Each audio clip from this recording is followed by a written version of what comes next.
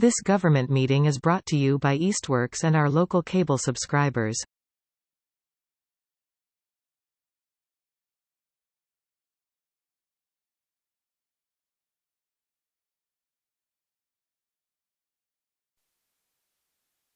Call to order. Good evening. Welcome to the Easthampton City Council meeting for Wednesday, October 22, 2025. The meeting tonight is being recorded and broadcast by eMedia on Charter Channel 193 and live streaming on their webpage, easthamptonmedia.org. Councilors and participants in this meeting are gathering hybrid on the order extended till June 30, 2027. Allowing us to do so, I remind both the members of the City Council and the public participating remotely to please remain muted until recognized by the City Council President. Also, for members of the public, please remove your camera for the duration of the meeting unless you are participating in public speak time or the public hearing. Thank you. This meeting is now called to order. Maddie. Hi. Okay. I guess that's me. Roll call. Your right? roll call. Yeah, okay. Yes, you're up next. All right. Peg Conniff. I am here. Connie Denham. Here. Salem Derby. Present. Felicia Jadzik. Here. JP Kwasensky. Here. Tom Peak. Here. Brad Riley. Tamara Smith. Here. And JT Terrell. Here. We have a quorum. Yes. Thank you.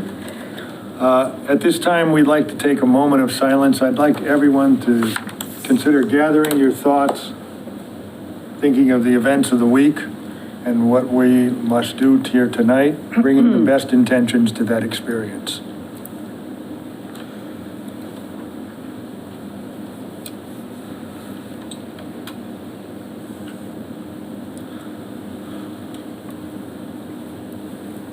Thank you. Please rise for the Pledge of Allegiance. I pledge allegiance to the flag of the United States of America and to the republic for which it stands, one nation, under God, indivisible, with liberty and justice for all. I will do my best to achieve. Thank you. We have minutes from October 8th. They'll be available at the next meeting. They will. Correct. Indeed, yes. Thank you. By the way, we've had a reason for the clerk not being here today, and Maddie was kind enough to fill in. So this is her first meeting. Please give her a round of applause. Thank you so much. It's not easy. At this time, we have public comment. It's traditional to allow the public to speak up to 3 minutes per individual. You can come to the podium, identify yourself by name and where you live. Either your address or your precinct, whichever you're more comfortable with. And we will continue then on to anyone from the audience who's remote to participate. Please go to the podium if you'd like to say a few words. Not seeing anyone here. Wow. Thank you so much. And I see two members of the public that would like to speak. John, if you could unmute yourself, Mr. Mason, and you're up. Great, thank you. Good evening. I just Yeah, you got to speak a little louder. We're having some difficulty hearing you, please. Oh, I'm sorry. Can you hear me better now? Yep. A little bit, yes. Okay. Good evening, everyone. I just want to remind everybody that we have our annual Rag Shag Parade next Tuesday, the 28th, stepping off from the Maple Street School at 6:30. And our usual route that we've had the last number of years, ending at the high school. So that's the 28th, stepping off at 6:30, and we'll hand out candy at the high school following the parade. And I want to thank fire, police, DPW, all that help out to get this great event done every year. Thank you very much. Thank you. Looking forward to that. Mr. Bruff, Pat Bruff, please. Hi, can you guys hear me? Yes. Yes. All right, good. I'm sorry my camera is oddly not working, but that's okay.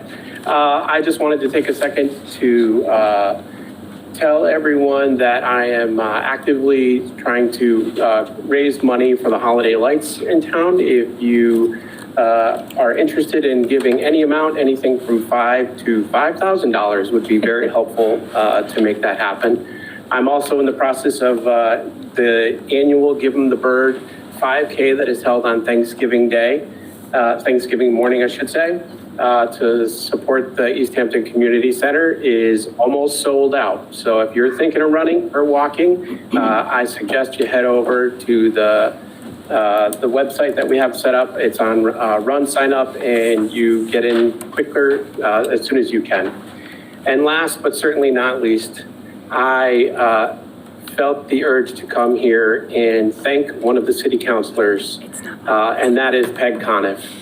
Peg stepped up above and beyond by jumping into this role midterm to help out, or I shouldn't even say midterm, but I should say, for the many months, and I'm sure she knows exactly how many meetings there were, but I think it was very honorable. And while we don't agree on everything, we agree on most things. And I really appreciate your time, your dedication to the city, and hopefully we'll only see you on the other side of these meeting tables going forward.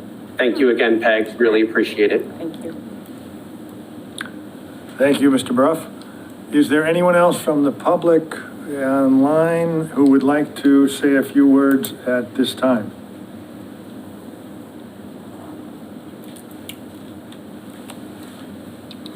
I don't see anyway. This is going once. Going twice. This closes the public hearing, the public comment, public speak time of this meeting. Moving on. Public hearings, not yet. We're early for that. Okay, wow. Why don't we go to items for immediate attention? That could take some time, couldn't it? Announcements? Announcements? Why don't we try to do that? Do we have any announcements from the city councilors?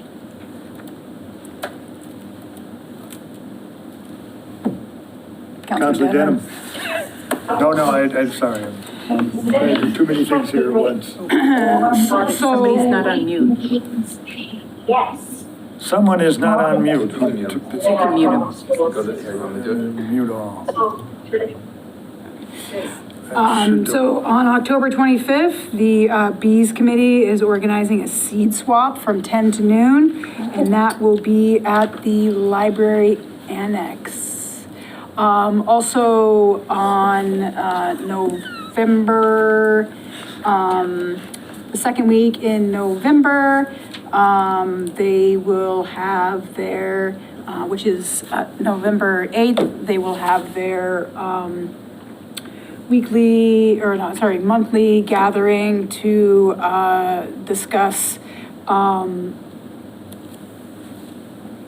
projects and items that they are working on within the community. So that's an opportunity to gather and discuss. They meet at the Marigold Cafe, but for anyone who's interested in kind of getting involved in the work that they're doing, that would be a great opportunity to connect with the Bees Committee. So they've got a lot of projects coming forward. So if anyone's interested in that, just encourage you to participate. Thank you. I saw Councilor Derby. Did you raise your hand? No. Councilor Smith. I just had a question regarding the Bees Committee. Are you taking seed donations for that seed swap? I can find out that information, but I think they're organizing it amongst themselves, so that's something that I can reach out and find out about. I have a lot of seeds to donate. I know you have a lot of seeds. A lot of so- seeds to donate? Yep. Councilor Jadzik. Yes, next weekend, November 1st and 2nd is Open Studios at the Eastworks building, so encourage everyone to go out to that. There's going to be a lot of art, food trucks, different activities happening, so it's going to be a really great event, again, at the Eastworks building, November 1st and 2nd. Thank you. Anyone else from the council who would like to say a few words? Okay. If you could indulge me for a minute, we have 4 minutes before public hearing, and I'd like to report the city election voting information.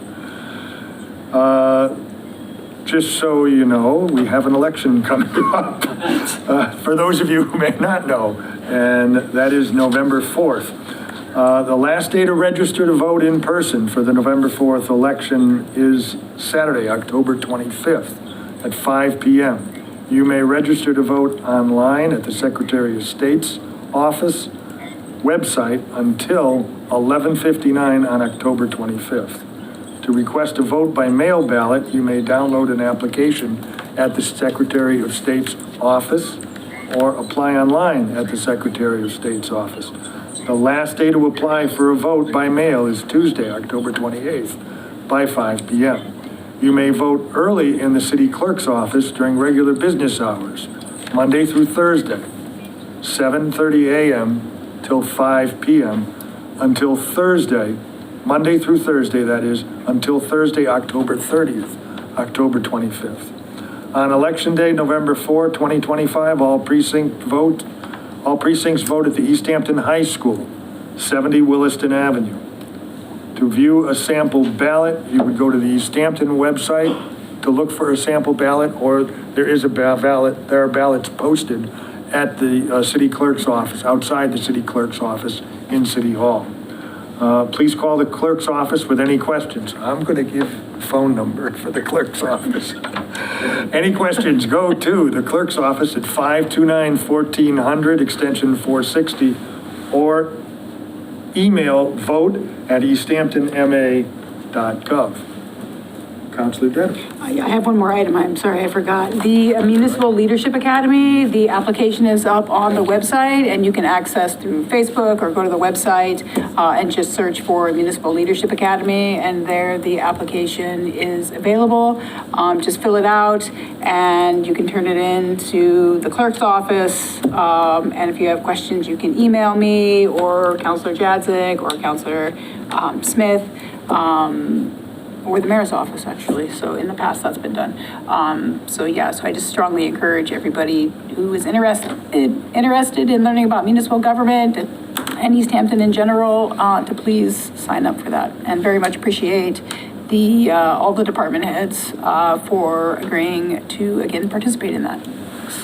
I will say that is an excellent program and well worth the time invested. Councilor Coniff, how are you? Well, I am very pleased with the words from Pat Bruff. Today is not my last city council meeting. I found out today. So you will see me all again in 2 weeks, and then that will be my last one.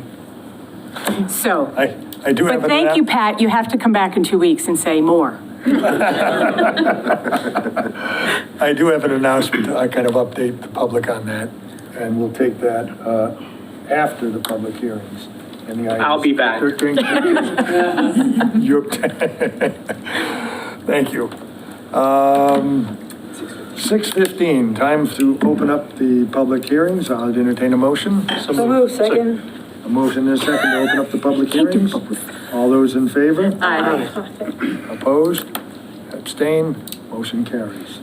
Councilor Peak, I think we have a supplemental appropriation. Yes, we have two supplemental appropriations. They're both unusually small, and the reason I think why both of these occurred, the reasons are slightly different, but broadly, these are bills that were incurred in a previous fiscal year that for just various technical reasons were not paid on time, and our laws prohibit us from paying an old bill out of the current budget without an appropriation to do so. So in other words, like for both of these, we're taking like a current budget and just using it but we just need to sign off on doing so. This happens from time to time. The first one is a $598 appropriation for software yearly maintenance. And essentially what happened here was that the vendor's billing department was sending invoices to the email account of an employee who no longer works here.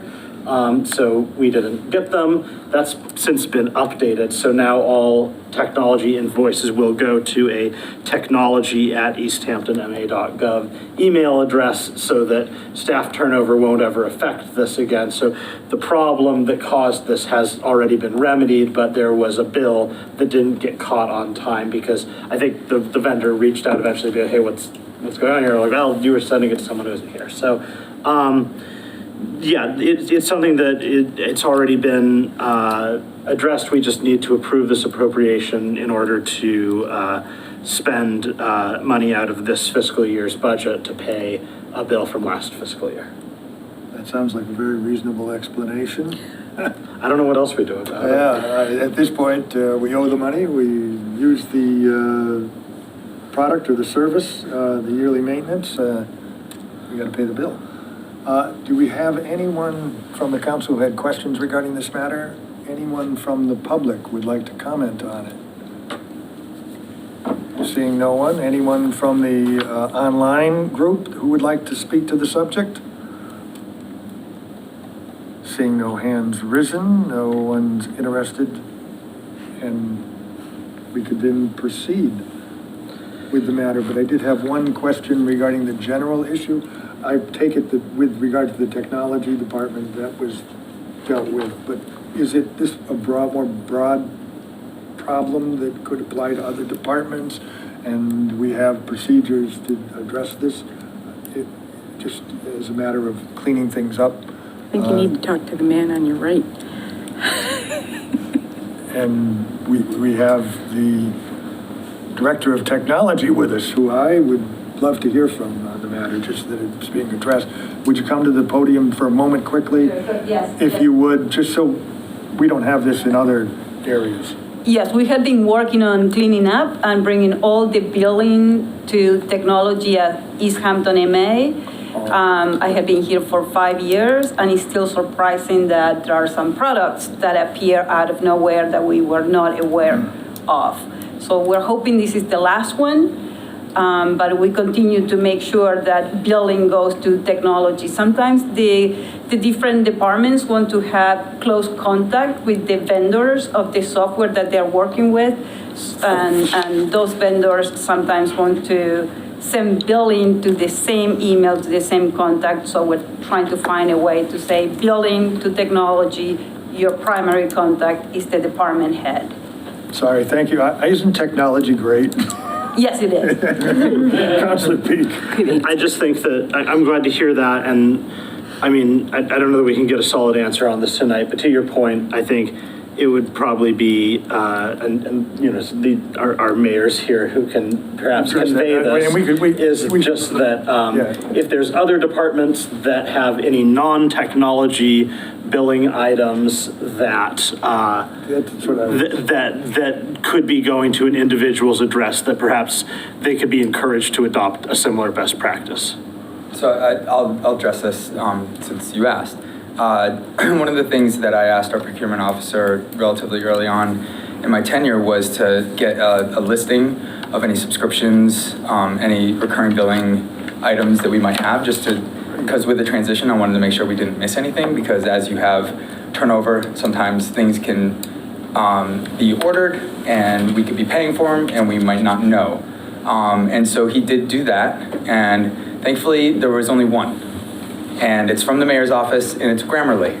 And I said, well, can we cancel it? We had already paid in full for it. So I told him that we probably don't need that anymore, unless the next mayor decides that we do. So that was the only one, but the procurement officer did do that research. And so as far as other departments go, I think we're pretty cleaned up. That's great to hear and good to know. Thank you so much for clarifying. I think we're all rest a little more comfortably. We try to pay our bills on time if possible. Councilor Peak, entertain a motion? Sure. Okay. No further questions? Councilor Jadzik?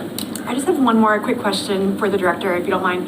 I'm just curious, what is the software that this fee was for? It's for engineering, it's Autodesk, is specific for engineering. Okay, thank you. Thank you. One of the users. Councilor Peak. Okay. I'll make the following request in the form of a motion. Request is hereby made for approval of the following appropriation. Amount requested, $598, to be transferred from software yearly maintenance, $598, to be transferred to software yearly maintenance, $598. This will be used for the following purpose. This invoice was missed because the vendor's billing department did not send it in a timely manner to an active email address. They have continued to attempt to email a former staff member and have only now reached current staff members. We have requested the vendor update their records and send all future invoices to technology@easthamptonma.gov. This account will continue to be monitored even with staff turnover. Allow payment for FY25 invoice from FY26 budget. Second. Motion and a second. Any further discussion? All those in favor? Aye. Opposed? Abstained? Motion passes. Councilor Peak. So the next appropriation is a similar appropriation. Our procurement officer, Michael Owens, came and gave a rundown of the situation around it, but again, just through kind of some various just things getting a little jumbled up. There were two bills that were missed. One for a legal advertisement. I think the legal advertisement, if I remember correctly, the legal advertisement I think actually just came in late in the year, so there wasn't much to be done about that. And then there was a $70.46 printing that got sort of just missed in the shuffle of things at the end of the fiscal year. So those are the two items there. Again, it's, there's no money being moved from account to account. This is just permission to spend out of the account on a couple bills that didn't get paid by the end of the fiscal year. The Finance Committee voted to approve this, as well as the last one, 3-0. 3-0. Excellent. Would there be anyone from the council that had questions about this? Anyone from the public in the audience? How about the public online? Seeing none. Going once, going twice. I see no one else. We may continue. If they're seeing that there were no questions from the councilors, I would entertain a motion. Okay, I'll make this request in the form of a motion. Request is hereby made for approval of the following fiscal year 25 expense to be paid in fiscal year 26. Amount requested, $350.04 to be transferred from miscellaneous professional and technical services. Within that, legal advertising, $279.58, and printing, $70.46, for a total of $350.04 to be transferred to miscellaneous professional and technical services. The amount requested will be used for the following purpose: payment processing for 2 vendor payments, an FY25 legal ad expense, and an FY25 printing expense. Thank you. Second? Second. We have a motion and a second. Any further discussion? Seeing none. All those in favor? Aye. Aye. Opposed? Abstain? Motion carries. I make a motion to close the public hearing. Second. Motion and a second to close the public hearing. All those in favor? Aye. Opposed? Abstain? Motion carries. This hearing is now closed. Items for immediate attention. We have a city council resolution. Do you have that resolution? And the vote to accept the Land and Water Conservation Fund grant for the Nonotuck Spray Park renovation and improvements. I do not have that. Does somebody, I'd happy to read it, but The resolution. the resolution. Resolution. The For the updated spray park. wording, yes. Updated wording for I the do spray park. have it. While we're getting the updated resolution, do you care to, as a member of the CPA, I could talk a little committee, bit you could about. talk about Yeah. So, what we're here for. yeah, so we voted on this a few weeks ago, or maybe it was a few months ago at this point. It's hard to even keep it all straight. But it certainly was this fiscal year. We voted to approve funding for an upgrade to the Nonotuck Park spray park. And what the particular upgrade would do is it would put in place a system to recapture the water that's used in the spray park, which if you think about how much water is being used, that's going to, over the course of a summer, recapture a lot of water. So that's good for just environmental reasons. And it's great for the city's finances. So it was an exciting project. It went for a Land and Water Conservation Fund grant. And we heard back a week or two ago that it was accepted. So that is very exciting. And now, as part of that process, we need to read this resolution, which I believe I can do. Would you like for me to read it? I can read it. I don't mind reading things, I'm just bad at it. I'm from the whole town, so I'm talking.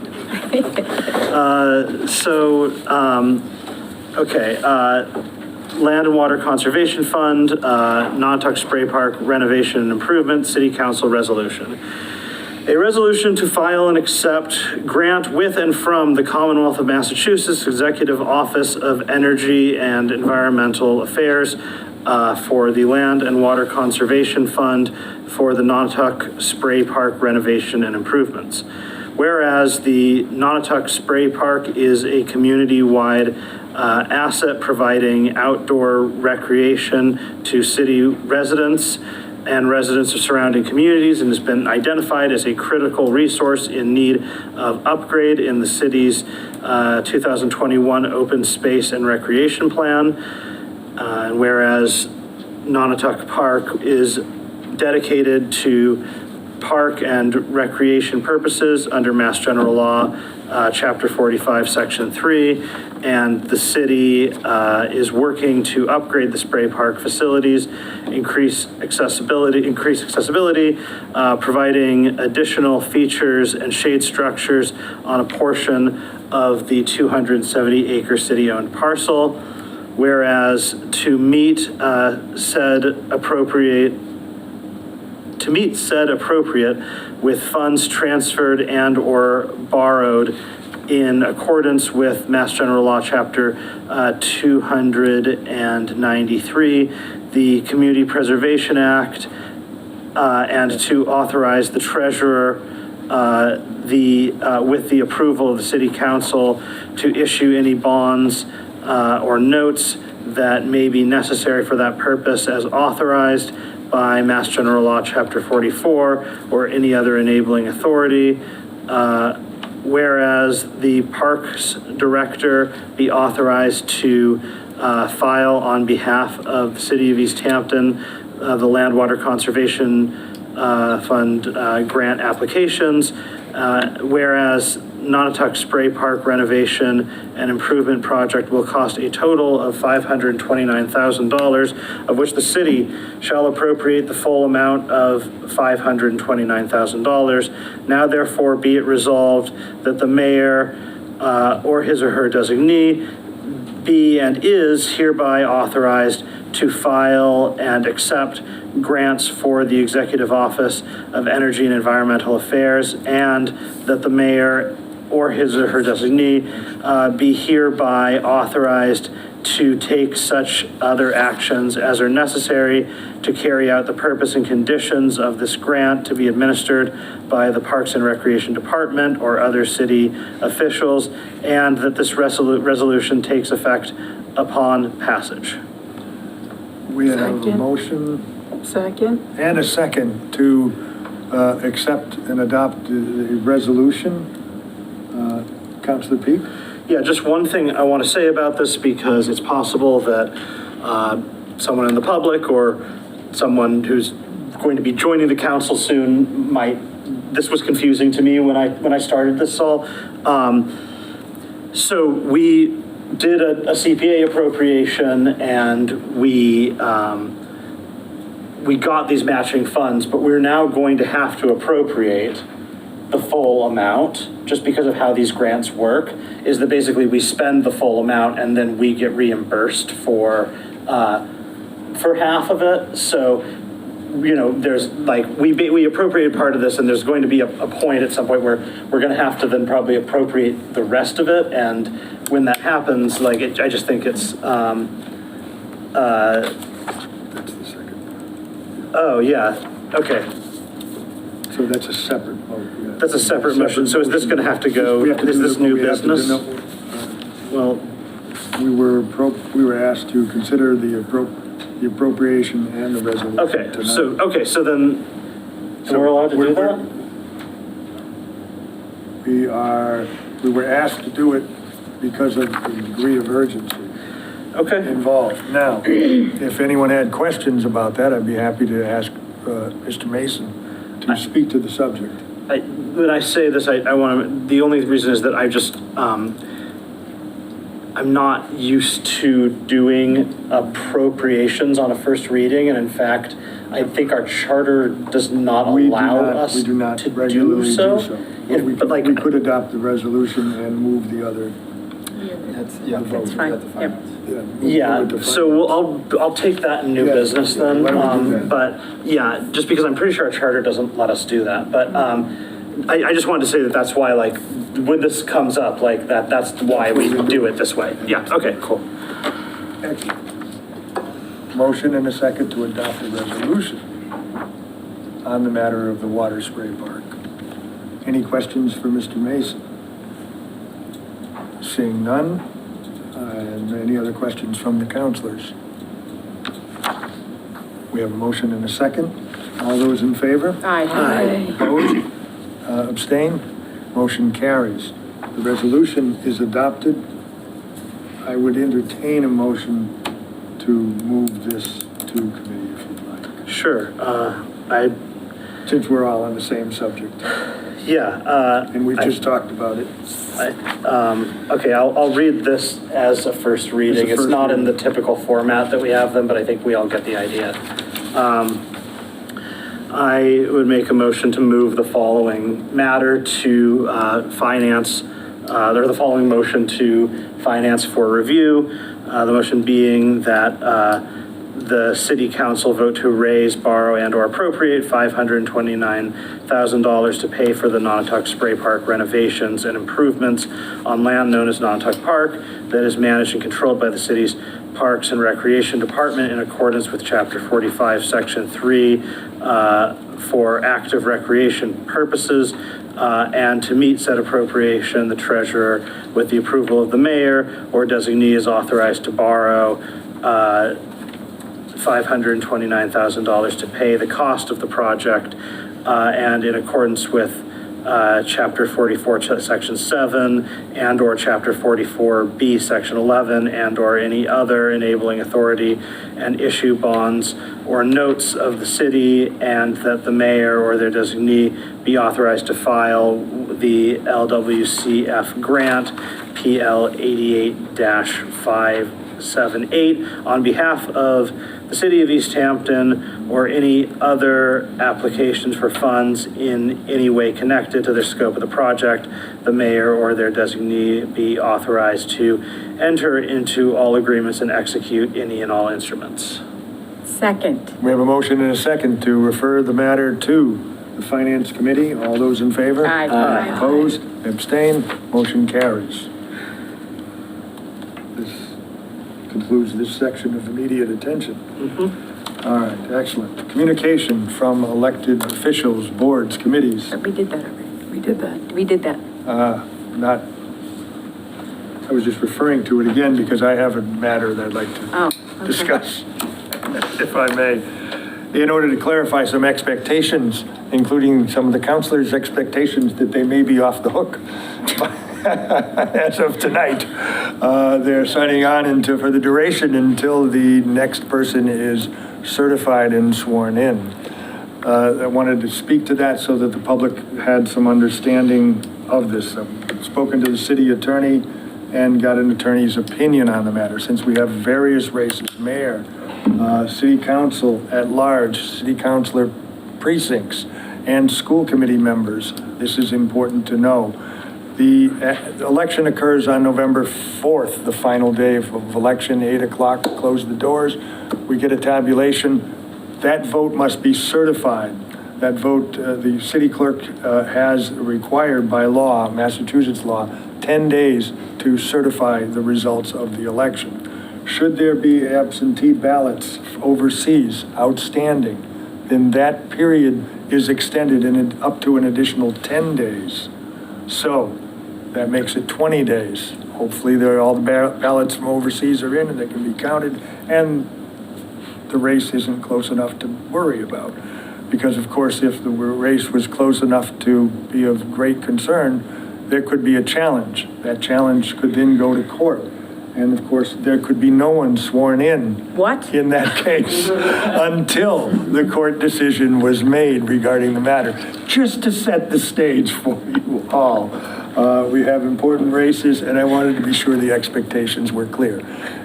I suspect that everything will be wrapped up within the 10-day period. We'll get the results, we'll have certifications, we can then proceed. Well, let's see.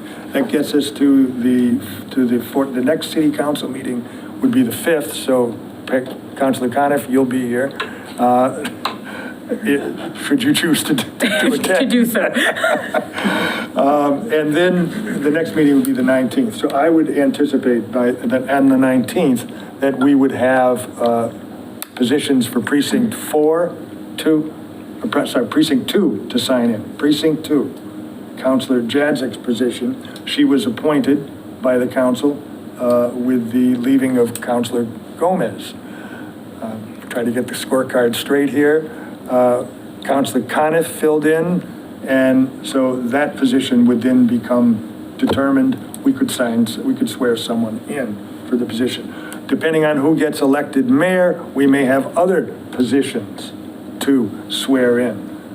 There could be a councilor at large position to swear in, and there could be a precinct 4 position to swear in.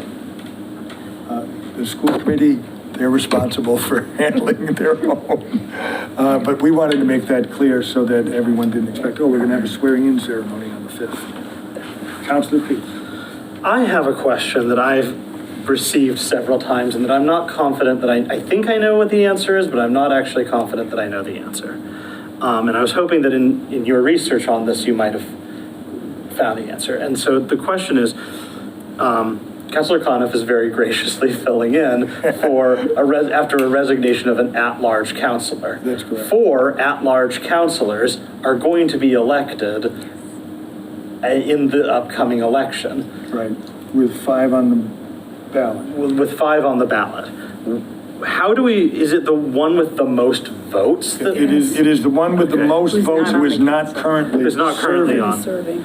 Okay. That would then replace. That's the most logical thing. Yeah, I just was not. Those with the most votes who is not currently serving. Makes sense to me. It makes wonderful sense. Nope. Sorry, we can't take questions from the public at this time. But if you do have questions, feel free to call me at 413-575-6009 or the clerk's office to clarify those questions. This attorney's opinion is in the clerk's office should anyone have questions. All candidates for municipal positions for the city council and for the mayor's office received a copy of that. So that's my announcement. Okay. Thank you. Moving on. No correspondence. President, Vice President Communications done. Mayor Communications. Mayor Derby, you're up. Okay. Thank you.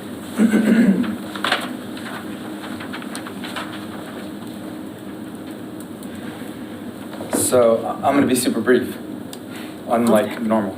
So I did want to just address the item that is going to be item of new business tonight, which is tailings. And I just wanted to give a quick explanation because we did ask for it to get put on last minute, so I just wanted to give an update on that. So this was something that the treasurer had asked me to bring, to ask the council president to put on the agenda. And what this is giving the treasurer the authority to look at outstanding checks that the city has issued and have not been cashed. Some of these checks can be quite old. And if this MGL 200A Section 5 and 200A Section 9A are passed, then the treasurer can then advertise that these checks are uncashed, try to find the owner and notify them. And if that, and there's a clock starts. And so after a year, if nobody claims that, then those outstanding funds can go to the general fund. And so this is something that we want to have the ability to do, to be able to recapture some funds that are kind of frozen right now, and to hopefully either get them where they need to go or to recapture them into the general fund, which is always helpful. We're not trying to take people's money. There is a process, and I believe it is laid out. Hopefully, it will be laid out for the finance. But there will be a listing on the city website. After 60 days, that listing will get published in the Gazette, and then still after that, if funds are not claimed for a year, then they can be recaptured to the general fund. So I just wanted to make sure that people kind of understood beforehand the origin of this. This is something that, it's really important for the treasurer to be able to have the power to do. So that way we don't have these outstanding liabilities that we're kind of always wondering if they're going to get cashed. So, I don't know if I have a question now, but I'll say stuff anyway. So this is for things that people have paid, could be their taxes, could be their whatever. What would be, or is it so this is spending money that we have paid out, and people have not cashed those checks? So, and if you look at a lot of times checks will say like void after a certain amount of time. So this just allows us to kind of follow through. Capture the money and, okay. So kind of take it back, if you will. So if time goes by and someone comes out of the coma that they're in a year and a half later, we can still make them whole? Yes. Okay. That amount of money we've recovered it, but now they've come back late. Yeah. And I believe that there's a process for that. I mean, obviously, as this moves to the committee and the treasurer speak to this, but really the importance of this is this allows the clock to start. Right. And so that's why it was kind of a timely thing, and that's why I asked for the president to put it on. Thank you. And then, so that I'm trying to be quick. And I just wanted to say that there's one other thing, and I don't want to steal any committee's thunder, so I'm just going to be very brief with this, which is this four-way stop. Tentatively is being planned for November 12th at the West Glendale, Loudville, Pomeroy. And I just want to let people know, because they probably will hear it again during public safety. I just want to make sure that people are aware of that, because that's a pretty significant change in traffic pattern. And the signs will be going up on November 10th just to kind of warn people. But I felt like that was important enough to hear more than once. And that's all I have. Thanks. Very important. We could hear it 3 times. We want people to, it's a very busy and relatively fast intersection. So it's not like some side street that's really tiny and nobody ever travels and everybody knows anyway. This is people coming from out of town, et cetera. So that's important news. I appreciate you mentioning it. I did inquire a bit about the tailings, Councilor Coniff, and it may be as simple as a check that could be issued for a parking ticket refund per se. So a $50 for a parking ticket would get a refund, and they never cash the check. They move out of town, they go somewhere, and it's on your books and you got to deal with it. So we'll hear more about that later. Thank you, Mr. Mayor. Any further announcements and standing committee reports? No. We did announcements, great. Finance. you're up. Counselor Pete. Thank you, Mr. President. So Finance met last week on our normal schedule to discuss the items that we just did in public hearing. We'll meet next week to discuss the many new business, Councilor Cottom, to discuss the many new business items that we are going to be discussing. I have noticed that there's going to be a bunch of them. So in terms of room scheduling, we might need longer than an hour. This has been, there's been a couple discussions about this in the last few weeks, so I just figured I'd give you heads up there. Thank you. Thanks for the heads up. We'll give you plenty of time. Super, thank you so much. And in terms of the only other sort of ongoing item, other than the usual things, is that we've got the rescinding of borrowings authorization. I checked in with the finance team with the treasurer, and that's something they're still not quite ready to move on, so it will stay on our agenda. But given that just proactively, I mean, I guess I could do it next time, but just given that I think it is going to be there for a little while, I would like to request a 90-day extension for that. All right, for the rescinding of borrowing authorizations for city space restoration and Honeywell energy conservation project. All right, is there a second? Second, motion and a second to extend the Honeywell disposition. All those in favor, if there are no questions? Aye. Opposed, abstain, motion carries. Thus concludes.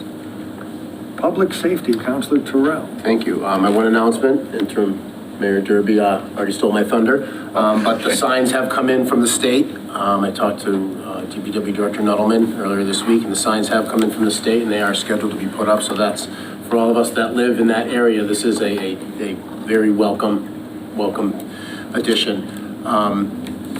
You can say it again and again, the issue of the signs going up and the date. That's fine. We want everybody to know.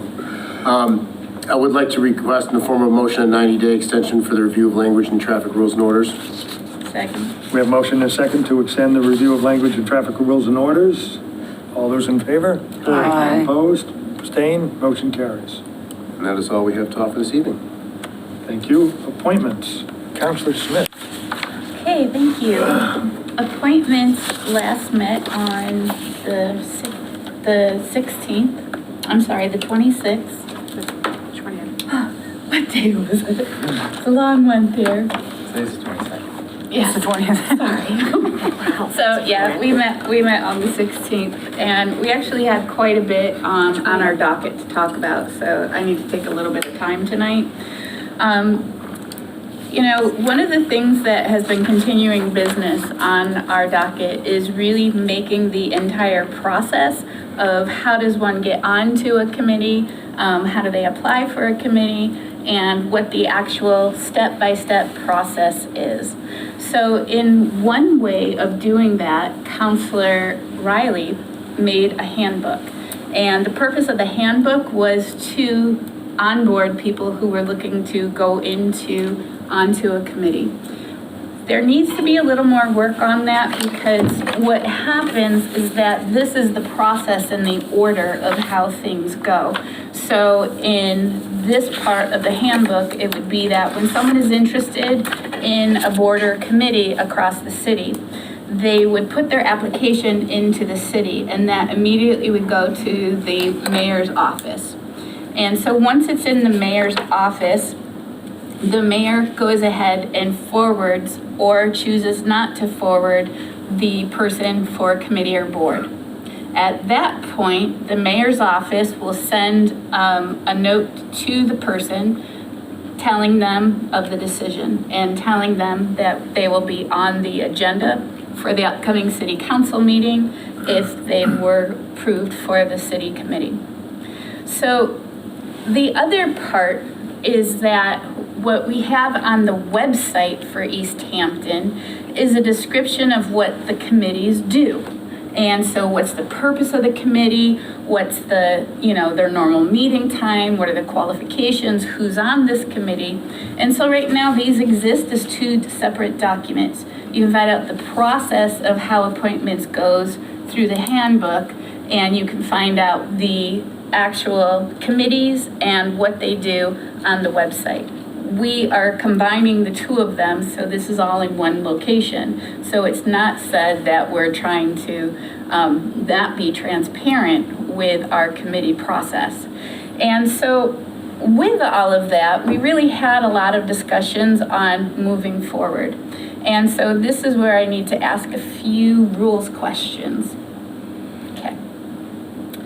We would like, as the appointments subcommittee, to start holding a civic engagement fair.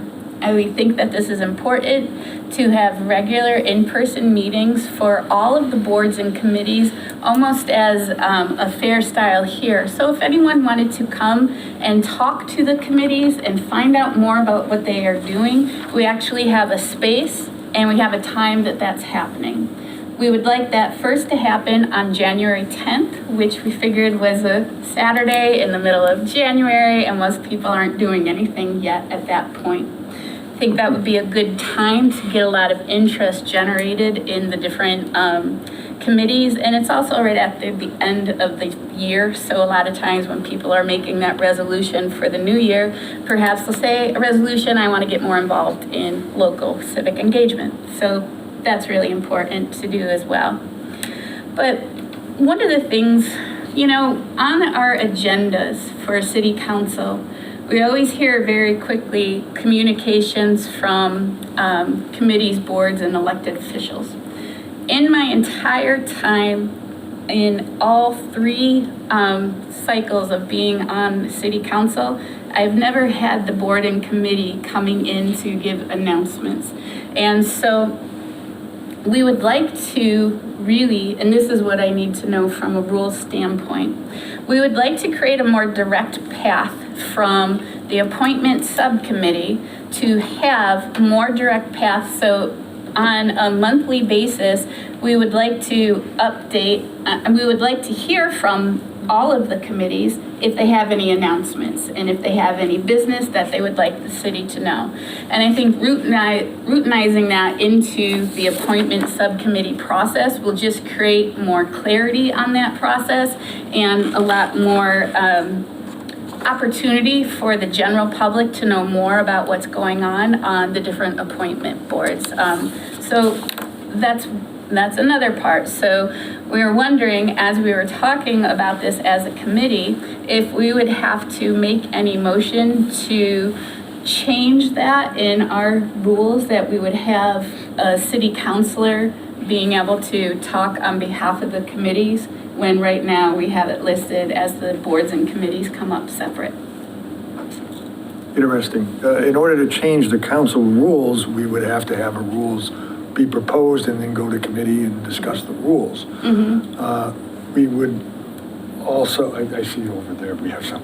Mm-hmm. That would be one thing. A second matter would be, and of course at that time we could discuss whether or not the board members should feel free to come to the council to speak during that time. Absolutely. And that may be something that we don't want to prohibit. I don't want to take away someone's voice. From rules, those would be my thoughts on the subject.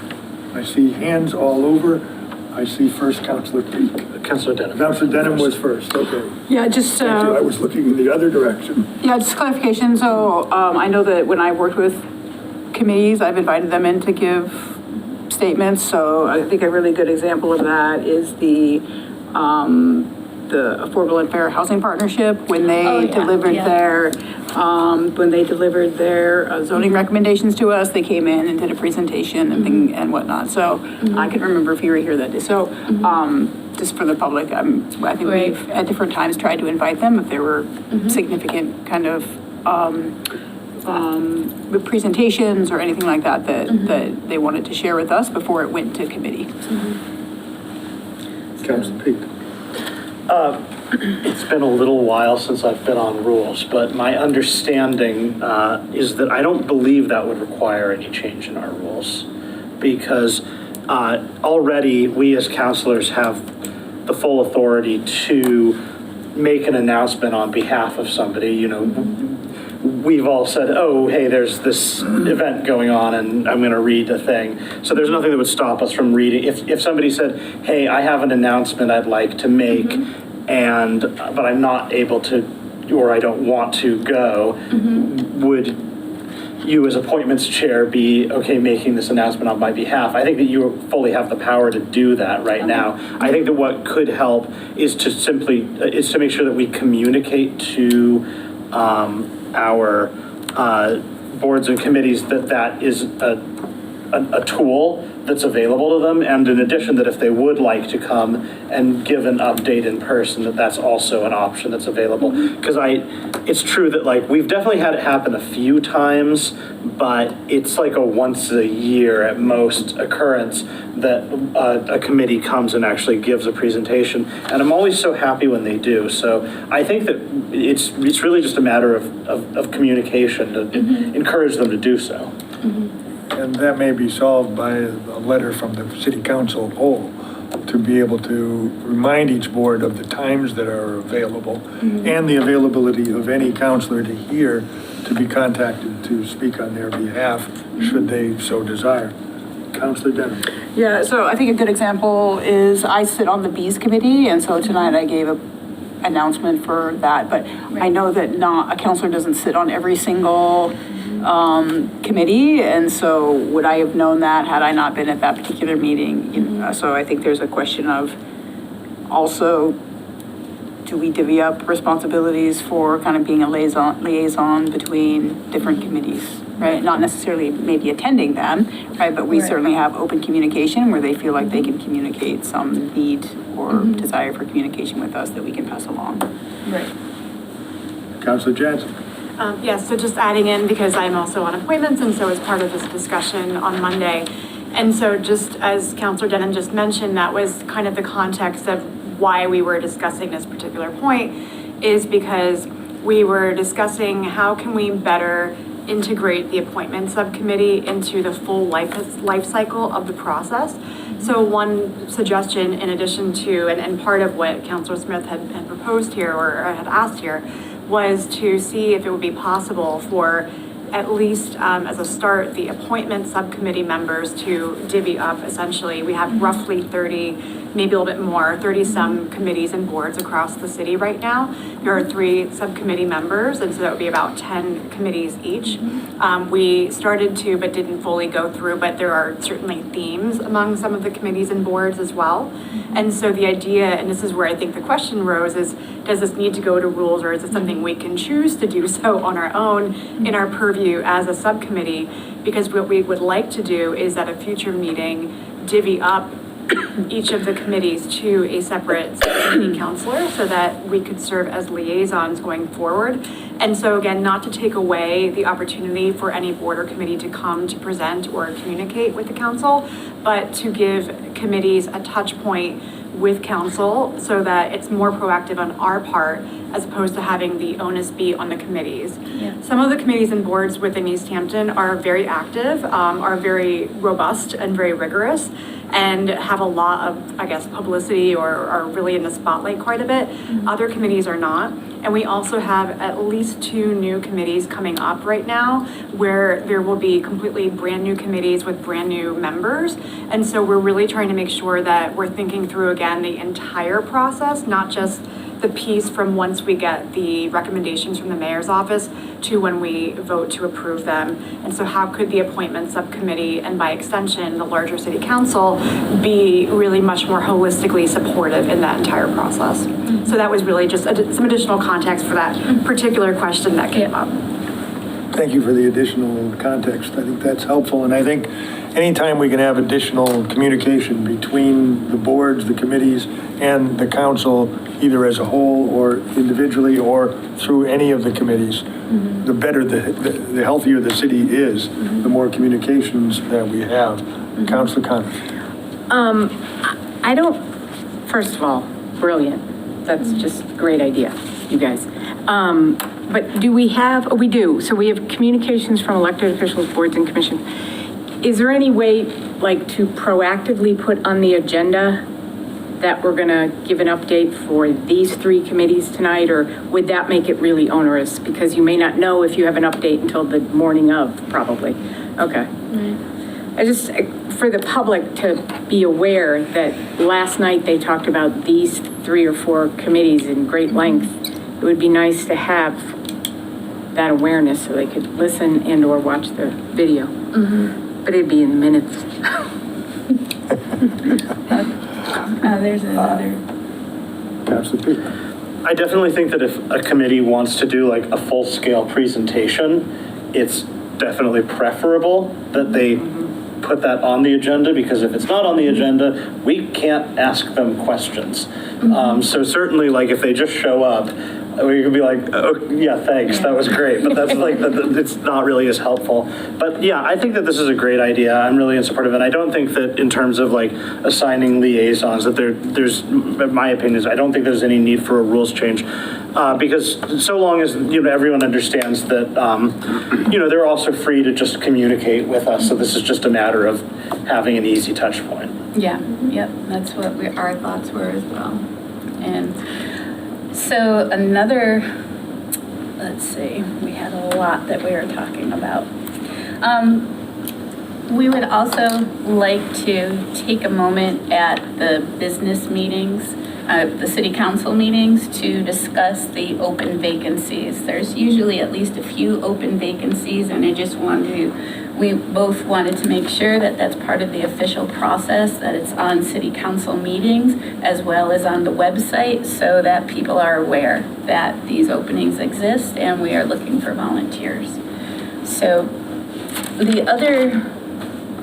If I might just interject for 1 second, don't we always, I would assume that the appointments committee could keep track of that and report that out as part of the committee report, and that would be the appropriate time and place. That was my next question, should that be at with public speak, or should that be part of, not public speak, but should that be part of elected official comments, or should that be part of the appointments report? I would think that would be appointments reports. If the appointments committee knows that certain vacancies are there, I would see it well within their purview to handle and invite the public to participate. We also had a quick question, another clarification. Do ad hoc committees follow the same procedures as boards and committees across the city? We know that there's currently an ad hoc committee looking at the senior center, and just wondering how the ad hoc committee, what process is. The ad hoc committees, to my understanding, must follow open meeting laws, must follow the same state regulations and laws that apply to the public's business. So they would follow any procedures that we set up. I would expect that they would follow, I would have the expectations that they would follow Robert's rules, that there is no specific handbook for rules that I'm aware of specific to ad hoc committees. We're generally grateful that folks volunteer and want to serve on the ad hoc committees. Councilor Coniff, I see your hand. I mean, is not the only difference that there's a beginning and an end date to an ad hoc committee, and that's it? Everything else is the same. It's just that they've been given a task, and when that task is done, they're done. But everything else applies. Okay. Councilor Pete, I was going to say what Councilor Coniff said. You did, Councilor Dennis. I was just going to say, because the Robert Rules of Order, I know that when I put together the 9/11 committee, I had specifically specified within there to follow Robert's Rules of Order, and I don't know if that was a standard kind of thing, but I looked at previous ones, and that's what I did. So I just kind of followed similar processes. Yep. Councilor Janczyk, you did not have your hand raised. Okay. Councilor Smith, please continue. Okay. You're doing well tonight. Well, you did say it would take a while. I told you I had a lot to talk about today. So there's another thing that I wanted to talk about, and that's the way we tell our committee applicants that they're going to be part of the city council meeting and that we're going to vote on them. We would like to see that if someone is coming in person specifically to be appointed to a committee, two things. First, our one appointee had to wait until 9:30 the other night. That was too long for someone who's volunteering for a position to do. So I would request that in the future, if we do have a very long meeting ahead, that we can push appointments up to the very top so that people aren't having to sit there forever.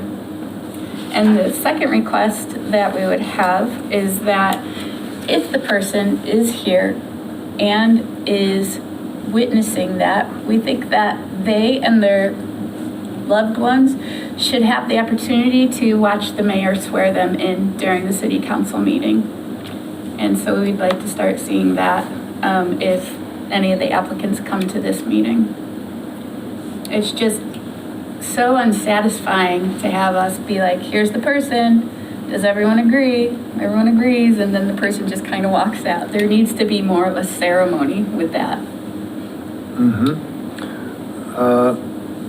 Moving to the top of the agenda or up higher on the agenda would be a matter of a rules change. Okay. And you could submit a rules change, or anyone could submit a rules change to accommodate that. And Okay. that would then go to committee for rules for review.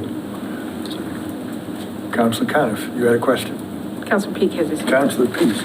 Sorry, I can't. I mean, I think that there's a potential for a rules change that could streamline this process a little bit and creating a new category if that's what we wanted to do. But I also think that like it's the president's discretion to just move these things around. So, you know, in the absence of such a rules change, there's still nothing that would stop us from just saying, hey, we're going to handle this one item from appointments now and then come back to the rest of things later. But if we did want to, if it was something that we wanted to sort of like to specifically call out, sort of like how the appropriations happen within the public hearings and then we return to the regular finance business after, there's ways that we could do something like that that might be more elegant in the long run. But I think that until such a thing comes forward, there's nothing stopping us from just handling it in a ad hoc way. To answer that question, you're absolutely right. The council president can adjust that schedule on an ad hoc basis. However, I would find it quite cumbersome, I think, to do it this week or that week. I think a process would be make it simpler if we're going to do that and see it as a regular basis. On an individual basis, I think it can be done through the discretion of the president. Councilor Jadzik? Nope, back this way. But now back to me. I actually think it would be really simple to just put it in the agenda and it's empty if we don't have anything to do that night. I think it's an easy. Yeah, you know, I think you could just put it somewhere and call it a day. But my other question is more just, I had no idea. People get sworn into these committees? I had no idea. So they're not allowed to vote until they're sworn in. So I thought it was just once our vote is done. They have to Look at that, take I can over. still learn something. Yeah. I had never heard that before. Could you speak louder? Oh, me? Yeah. Okay. Oh, good Lord. You asked for it. Yeah, my apologies. Yeah, so the process is a lot of times the individuals that volunteer for these committees or these boards, they have to come into the city clerk's office and be sworn in before they can perform any duties of that board or committee. And that's also the point in which they're given the open meeting law, information and ethics training. That sort of thing. I had no idea. Yeah, we had a little ceremony in the office. We clap, you know. That's great. I would just like to move that to a more public setting for people if they would prefer that. Definitely. No, that makes sense. And so my next item of business is that we have a couple of names to forward to the full city council for consideration. The first one is Bonnie McLeod for the Cultural Council with a term expiration of 3 years from the appointment date, and Bonnie McLeod for the ECA with a term expiration of 12/31/26. Second, is that a motion? Yes. Second. We have a motion and a second to accept Bonnie McLeod, or to appoint her to the Cultural Committee Yep. And the ECA. and the ECA. Is there any further discussion? All those in favor? Aye. Opposed? Nay? All right. Motion carries. All in favor. Okay, and we also, I would also make a motion to move forward Cyril Slemaker for the Commission on Disability with a term expiration of 12/31/26. Second. We have a motion and a second.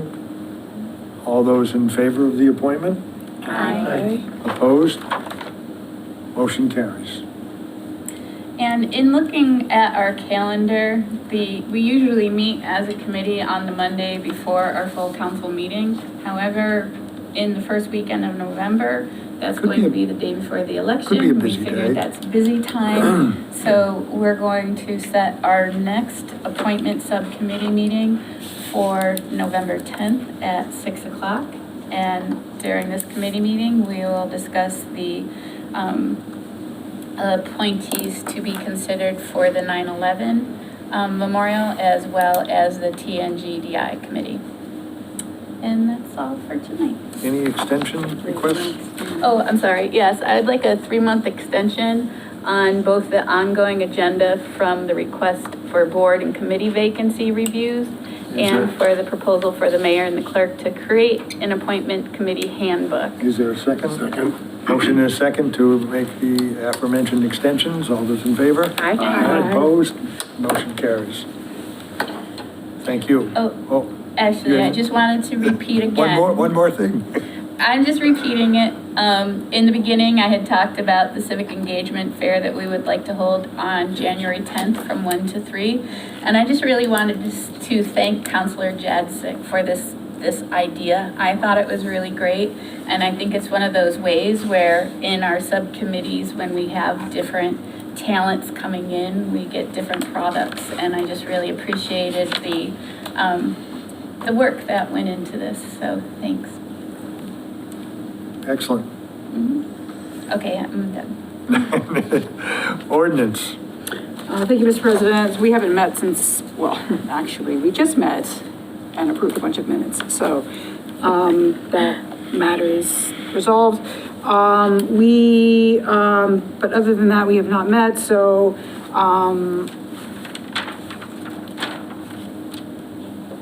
actually, we met with the, we had a joint planning board meeting, and both groups approved the city council action for short-term rental zoning ordinance amendments. So those were unanimously approved.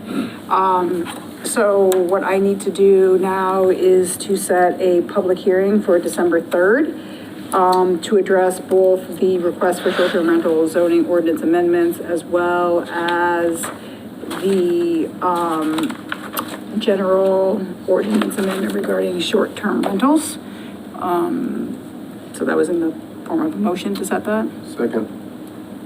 Motion and a second to set the public hearing for short-term rentals for December, the date and time? December 3rd at December 3rd at 6:15 p.m. in these chambers. Yes, that's both for the general ordinance as well as the zoning ordinance amendments. For general ordinance and zoning ordinance. Correct. We have a motion and a second. Any further discussion about the public hearing? Seeing none, all those in favor? Aye. Opposed? Motion carries. Great. I also need to extend the proposal prohibiting the application of biosolids on municipal property by 30 days. And that's in form of a motion. Second. Motion and a second to extend the biosolid ordinance. Any further discussion? All those in favor? Aye. Opposed? Motion carries. Great. And just as a reminder, we are having a public hearing on November 5th to address the biosolids on municipal property ordinance for the public. And that's everything that we have to offer this evening from the ordinance committee. Thank you. Property. Councilor Pete. Thank you, Mr. President. We have not met since our last meeting, so I do not have a report. Thank you. Rules and Government Relations, we haven't met since the last meeting. No report here. Old business, new business. We have new business, a request from the fire chief to update the language in the fire and ambulance donation accounts. Those accounts were established quite some time ago, and the language request is to change to make them more expansive. I would entertain a motion to move this new business. Who wants it? Finance. Finance. To finance. I think it's a great spot. I'll move to send it to finance. Second. We have motion second to move the fire chief's updated language for fire and ambulance donation accounts to Finance Committee. All those in favor? Aye. Opposed? Motion carries. Assessors, FY 26 tax classification. Public hearing request. This is where we get to do the real business of the city and listen to the assessor. I would entertain a motion to move to finance. Second. So moved. So moved. Oh, so moved. Yeah, you gotta do that first. Motion and second to move to finance. All those in favor? Aye. Opposed? Motion carries. Supplemental appropriations. Councilor Pete. All I see right. multiple appropriations requests. Yes, we've got, this is going to be a busy, that's why I said we're going to need some extra time. This is going to be a busy finance meeting. So I've got 3 supplemental appropriations here. I'll make a first reading of these 3 in the form of the motion, and in the same motion, I would like to set a public hearing for our next meeting, Wednesday, November 5th at 6:15 in these chambers. So I'll just, that's going to be one big motion. All right, here we go. Supplemental appropriation request from CPA. What's up? Little computer. I think you turned it. Okay, we're all good. Request is hereby made for approval of the following appropriation. Amount requested, $200,000 to be appropriated from fund balance reserved for affordable housing, $200,000 to be appropriated to Ferry Street Affordable Housing, $200,000. The amount requested will be used for the following purpose. The funding requested for the construction of 90 plus affordable housing units as recommended by the CPA committee in a fiscal year 24 project funding agreement, which is attached and online if anyone wants to see it.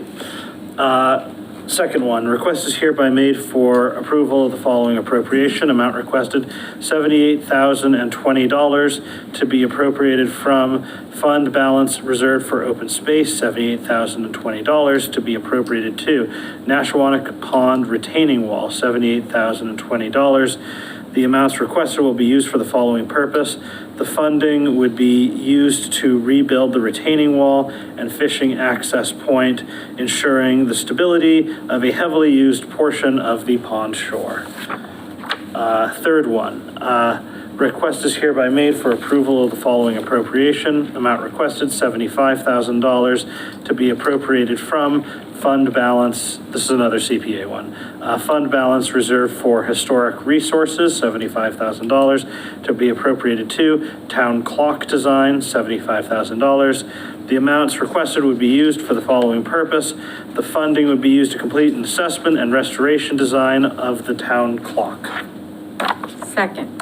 I have a motion and a second to send the aforementioned 3 items to Finance Committee. Any further discussion? All those in favor? Aye. Opposed? Motion carries, moves to Finance. Councilor Pete, one more.